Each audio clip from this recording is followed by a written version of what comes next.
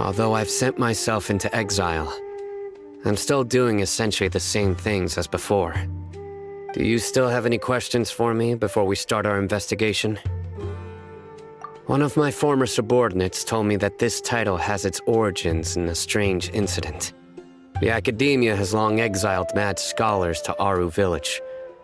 A mysterious phenomenon exists here. When mad scholars first arrive, they are as incoherent and deranged as before. But after spending some time here, initially, the people of Aru Village greatly resented having to take in the mad scholars. But a strange incident one night changed that. Aru Village was struck by the strongest earthquake in living memory. Seeing buildings on the verge of collapse all around him, the then chief of the village was preparing to take everyone to safety. Suddenly, he noticed a mad scholar crouching in a corner, caressing the ground with his hands. A soft, green light radiated from him, like a divine glow against the backdrop of night. Despite the powerful tremors that ripped through the ground that night, all the houses remained upright, almost as if they had grown roots reaching deep into the ground. In the end, not a single building collapsed, and no one was hurt. After that, the people of Aru Village treated the mad scholars with greater kindness, and began to refer to them as the village keepers. The soft green light? A mad scholar protecting Aru Village?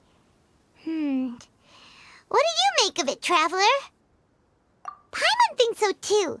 Actually, Sino, do you know if any of the mad scholars continued to wear their Akasha terminals at Aru Village?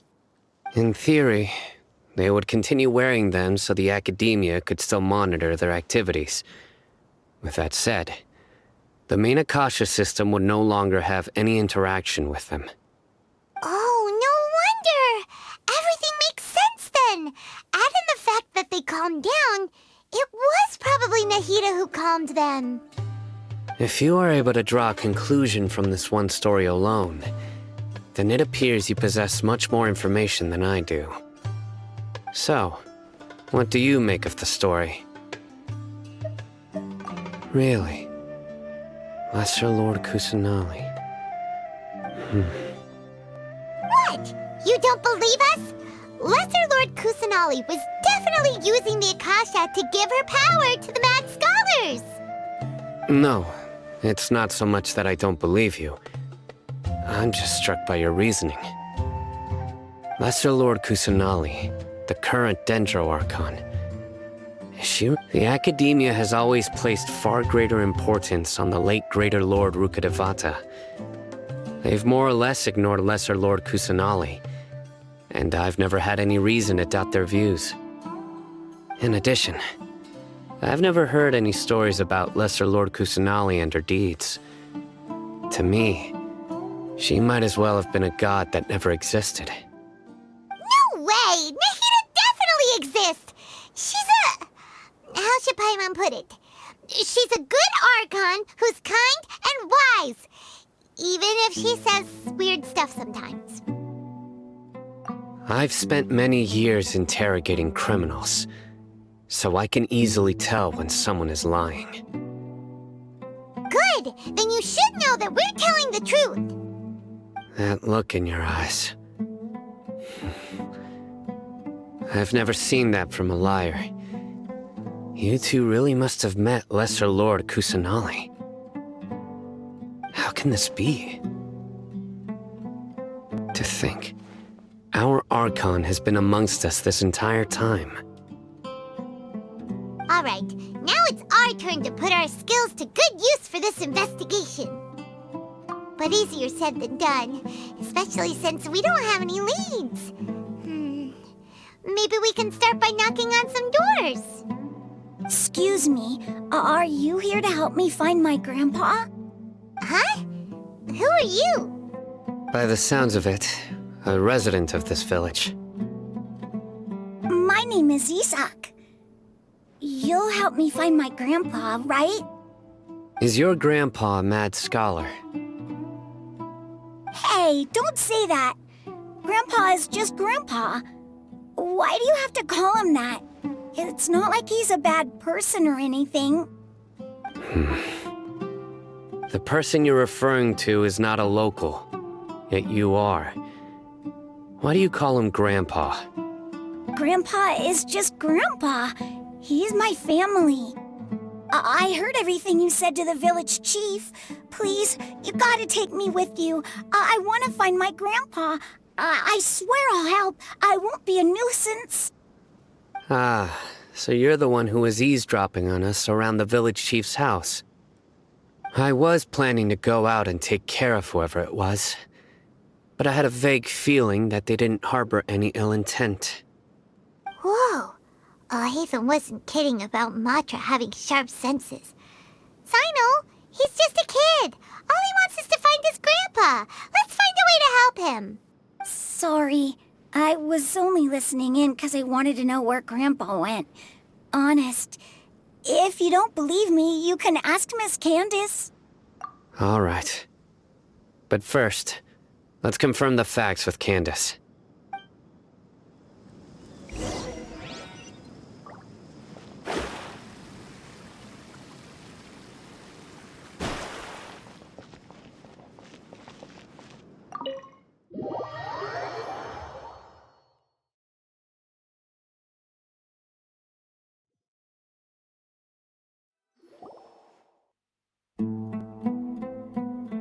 Sino is super vigilant.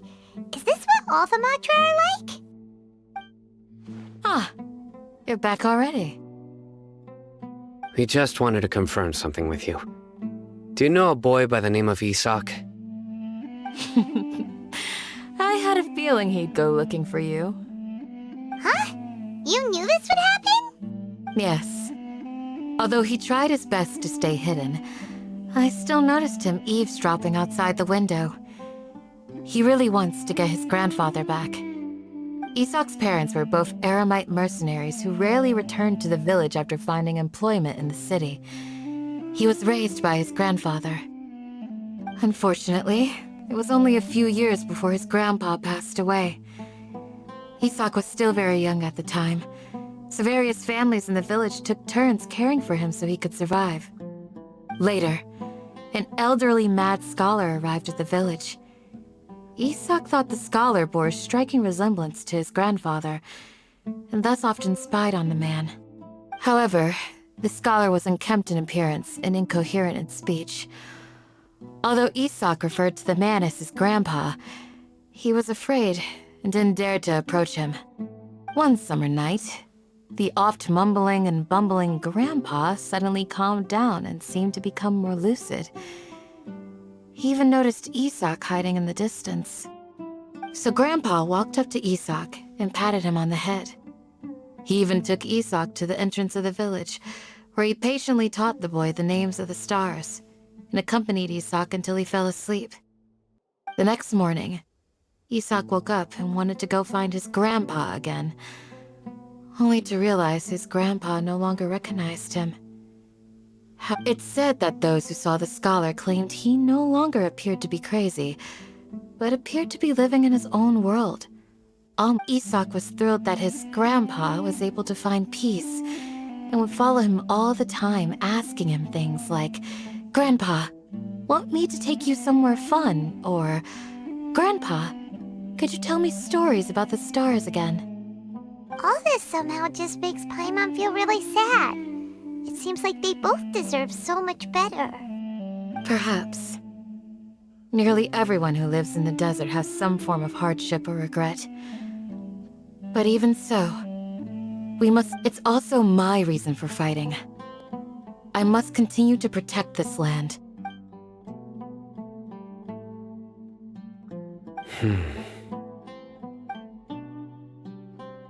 Maybe the people have always had a considerate god watching over them.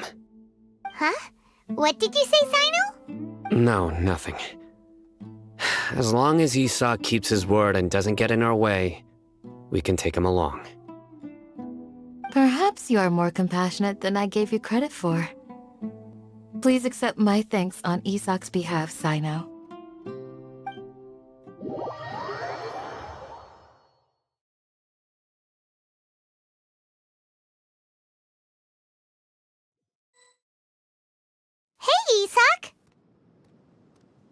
Oh, it's you guys! We've cleared everything up.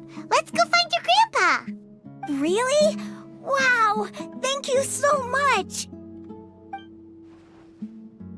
Yeah! All right. Let's ask the local residents some questions first.